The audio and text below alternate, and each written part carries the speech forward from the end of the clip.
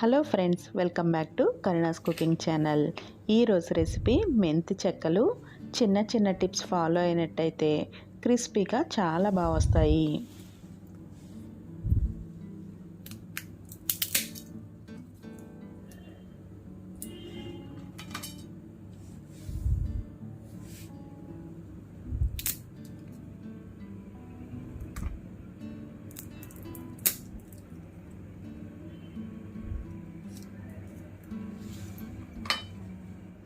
మెంతి చెక్కలు తయారు చేయడం కోసం ముందుగా ఒక గిన్నెలోకి 2 టేబుల్ స్పూన్ల శనగపప్పు, 1 టేబుల్ స్పూన్ పెసరపప్పు తీసుకుని నీళ్లు వేసుకుని 1 గంట పాటు నానబెట్టుకోవాలి.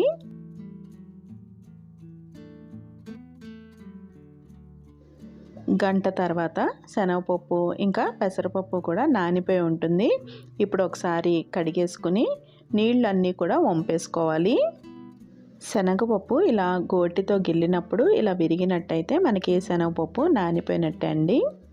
ఇప్పుడు మిక్సీ జార్లోకి ఒక 1/2 ఇంచ్ వరకు అల్లం ముక్క, ఇంకా 3 నుంచి 4 వరకు పచ్చిమిరపకాయలు తీసుకుని అల్లం పచ్చిమిర్చి పేస్ట్ తయారు చేసుకోవాలి. ఇప్పుడు వెడల్పుగా ఉన్న ఒక పళ్ళెం తీసుకుని 1 కప్పు వరకు బియ్యం పిండిని తీసుకోవాలి. ఇంకా రుచికి సరిపడా ఉప్పు, అంటే 1 టీ స్పూన్ వరకు ఉప్పు వేసుకుంటే సరిపోతుంది. ఇంకా అల్లం ఇంకా పచ్చిమిర్చి పేస్ట్ చేసుకున్నాం కదా, అల్లం పచ్చిమిర్చి పేస్ట్, 1/2 టీ స్పూన్ పసుపు, 1/2 టీ స్పూన్ జీలకర్ర, 1/2 టీ స్పూన్ నువ్వులు వేసుకోవాలి. ఇంకా శనగపప్పు పెసరపప్పు నానబెట్టుకున్నాం కదా, నీళ్లు అన్నీ వంపేసుకుని ఓన్లీ పప్పు మాత్రమే వేసుకోవాలి. ఇంకా దీనిలోకి మెంతు ఆకులు వేసుకోవాలి. దీంట్లో కాడలు అవి తీసేసుకోవాలండి. ఇలా ఫ్రెష్ మెంతు కూర ఉంటుంది కదా, ఈ ఆకులు మాత్రమే వేసుకోవాలి.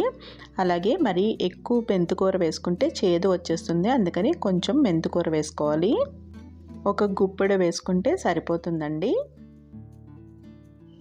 మెంతుకూర బాగా ఫ్రెష్గా ఉంటే కనుక ఒక పూట అంతా ఆరబెట్టేసామనుకోండి నీడలో, కొంచెం వడిలినట్టుగా ఉంటుంది కదా, అప్పుడు చేదు రాదు. ఇంకా 1 టేబుల్ స్పూన్ వరకు వెన్న వేసుకోవాలి. ఇప్పుడు వీటన్నిటిని కూడా బాగా మిక్స్ చేసుకోవాలి. ఇలా కలిపేటప్పుడు పైన కలుపుకోవాలి. ఈ మెంతుకూర నలిగినట్టయితే మళ్ళీ చేదు వచ్చేస్తుంది. ఇలా కలుపుకున్న తర్వాత కొంచెం పిండిని చేతిలో వేసుకుని టేస్ట్ చెక్ చేసుకోవాలండి. ఒకవేళ ఉప్పు సరిపోకపోతే ఇప్పుడు యాడ్ చేసుకోవచ్చు. నాకు కొంచెం ఉప్పు తగ్గింది, అందుకని 1/4 టీ స్పూన్ ఉప్పు వేసి కలుపుతున్నాను. ఇప్పుడు దీనిలోకి కొంచెం కొంచెంగా నీళ్లు వేసుకుని పిండి కలుపుకోవాలి. మనం పచ్చిమిర్చి ఇంకా అల్లం పేస్ట్ చేసాం కదండి, దాంట్లో కొంచెం నీళ్లు వేసి ఇలా కలుపుతున్నాను. ఇప్పుడు నీళ్లు వేసుకుని పిండి ముద్ద కలుపుకోవాలి. పిండి ముద్ద మరీ పల్చగా ఉండకూడదు, అలానే మరీ గట్టిగా కూడా ఉండకూడదండి. వీడియోలో చూస్తున్నాం కదా, ఇలా ఉంటే సరిపోతుంది.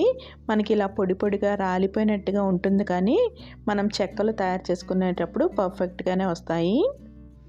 ఒకవేళ పిండి పల్చనైనట్టు అనిపించినట్టయితే కొంచెం పొడి పిండి కలుపుకుంటే సరిపోతుంది.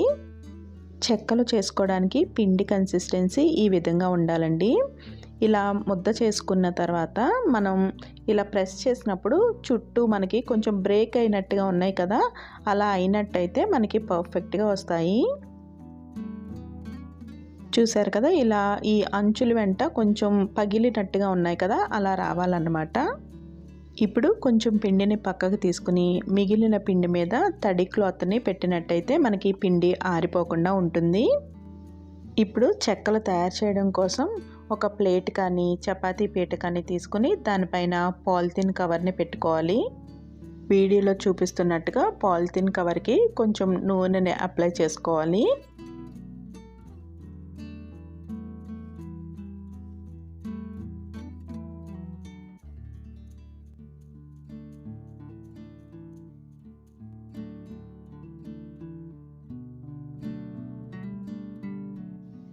నూనె రాసుకున్న పాలిథిన్ కవర్ మీద ఇలా పిండి ముద్దను పెట్టుకుని వీడియోలో చూపించిన విధంగా ప్రెస్ చేసుకోవాలి. ఇలా ఫస్ట్ ఒకసారి ఇలా రౌండ్గా అన్న తర్వాత మధ్యలోంచి చివరికి ఇలా అన్నట్టయితే మనకి చివర్లా దలసరిగా రాకుండా కరెక్ట్గా ఈవెన్గా వస్తాయి. మనకి ఎంత పల్చగా కావాలి అనుకుంటే అంత పల్చగా ప్రెస్ చేసుకోవచ్చు.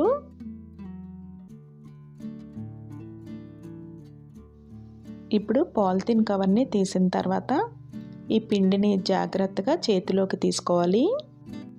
ఇప్పుడు ఇలా తయారు చేసుకున్న వాటిని ఒక తడి క్లాత్ మీద పెట్టుకోవాలి. తడి క్లాత్ మీద పెట్టడం వల్ల మనం ఆయిల్లో ఫ్రై చేసుకునేటప్పటికి కొంచెం లేట్ అయినా కానీ ఆరిపోకుండా ఉంటాయి. ఇదే విధంగా మిగిలిన వాటిని కూడా చేసుకోవాలి. ఇలా చేత్తో చేసుకోవడం ఇబ్బందిగా ఉంది అనుకుంటే ఇలా ఫ్లాట్గా ఉన్న గ్లాస్ కానీ లోటా కానీ తీసుకుని ఇలా ప్రెస్ చేసినట్టయితే మనకి రౌండ్గా వచ్చేస్తాయి. ఒకవేళ షేప్ సరిగ్గా రావట్లేదు, రౌండ్గా కావాలి అనుకుంటే ఇలా చిన్న గ్లాసు కానీ ఏదన్నా గిన్నెను కానీ తీసుకుని ఇలా కట్ చేసుకోవాలి.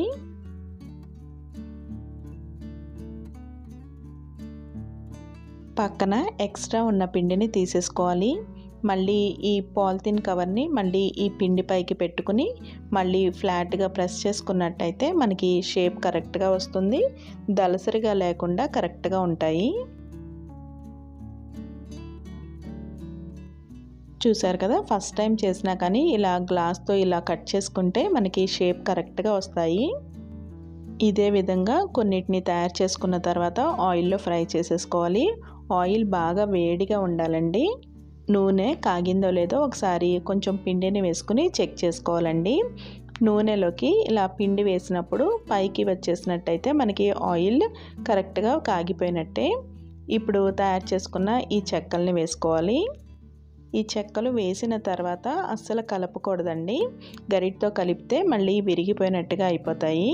కొంచెం సేపటికి మనకి చూసారా ఇలా దానంతటా అవే ఫ్రై అయ్యి పైకి వచ్చేస్తాయి.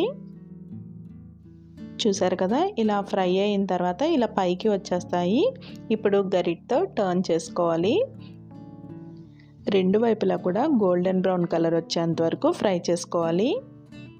చెక్కలు వేయించుకునేటప్పుడు మీడియం ఫ్లేమ్లో పెట్టుకుని వేయించుకోవాలి. హై ఫ్లేమ్లో పెట్టుకుంటే బాగా మాడిపోతాయి. ఇంకా లో ఫ్లేమ్లో పెట్టుకుంటే నూనె ఎక్కువగా పీల్చేస్తాయి.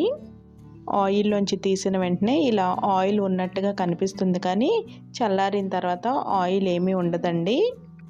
ఫ్రై అయిన చెక్కల్ని ఇలా జాలి గరిటలోకి తీసుకుని వేరే ప్లేట్లోకి ట్రాన్స్ఫర్ చేసేసుకోవాలి. ఇదే విధంగా మిగిలిన వాటిని కూడా ఫ్రై చేసేసుకోవాలి. క్రిస్పీగా మెంతి చెక్కలు రెడీ అయిపోయినాయండి. ఒకసారి మీరు ట్రై చేసి చూడండి. అలాగే ఈ వీడియో మీకు నచ్చినట్టయితే సబ్స్క్రైబ్ చేసుకుని పక్కనున్న బెల్ ఐకాన్ని ప్రెస్ చేయడం మర్చిపోకండి. Thank you for watching Karuna's cooking channel.